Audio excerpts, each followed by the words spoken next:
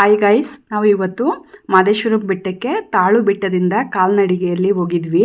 ನೆನ್ನೆ ಆದ ಘಟನೆಯನ್ನು ನಾವು ಕೇಳಿ ನಮಗೆ ಮನಸ್ಸಿಗೆ ತುಂಬ ಭಯ ಆಗಿತ್ತು. ಎಲ್ಲರಿಗೂ ಹೊರಟ್ಬಿಟ್ಟಿದ್ದೀವಿ, ನೋಡೋಣ ಅಲ್ಲಿ ಹೇಗಿದ್ರೆ ಸೆಕ್ಯೂರಿಟಿ ನೋಡಿಕೊಂಡು ಮುಂದೆ ನೋಡೋಣ ಅಂತೇಳಿ ಹೋದ್ವಿ.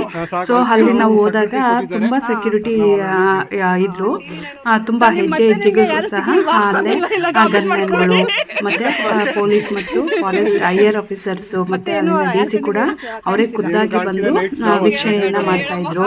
ಮತ್ತೆ ನಾವು ರೋಡಲ್ಲೇ ಹೋಗೋಣ, ಕಾಡ್ದಾರಿಲಿ ಹೋಗೋದು ಬೇಡ ಅಂತ ಅನ್ಕೊಂಡಿದ್ವಿ. ಅಲ್ಲಿ ಒಂದು 2 ಕಡೆ ಅಷ್ಟೇ ಕಾಡ್ದಾರಿನಲ್ಲಿ ಬಿಟ್ಟಿಲ್ಲ.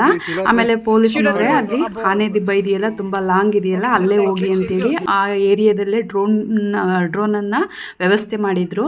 ನೋಡಿ, ಈ ರೀತಿ ಹೈಯರ್ ಆಫೀಸರ್ಸು ಹೆಜ್ಜೆಗೂ ಇದ್ರು. ನಮಗೆ ಭಯ ಅನ್ಕೊಂಡಿದ್ದೆಲ್ಲ ಹೊರಟೋಗ್ತು. ಯಾವುದೇ ಭಯ ಇಲ್ಲದೆ ನಾವು ಯಶಸ್ವಿಯಾಗಿ ಪಾದಯಾತ್ರೆಯನ್ನು ಮುಗಿಸಿ ನಾವು ಮನೆಗೆ ಬಂದ್ವಿ. ನೀವು ಯಾರಾದರೂ ಹೊರಟಿದ್ರೆ ಯಾವುದೇ ಆತಂಕಕ್ಕೆ ಒಳಗಾಗಬೇಡಿ, ಯಾವುದೇ ಭಯ ಆಗಿಲ್ಲ.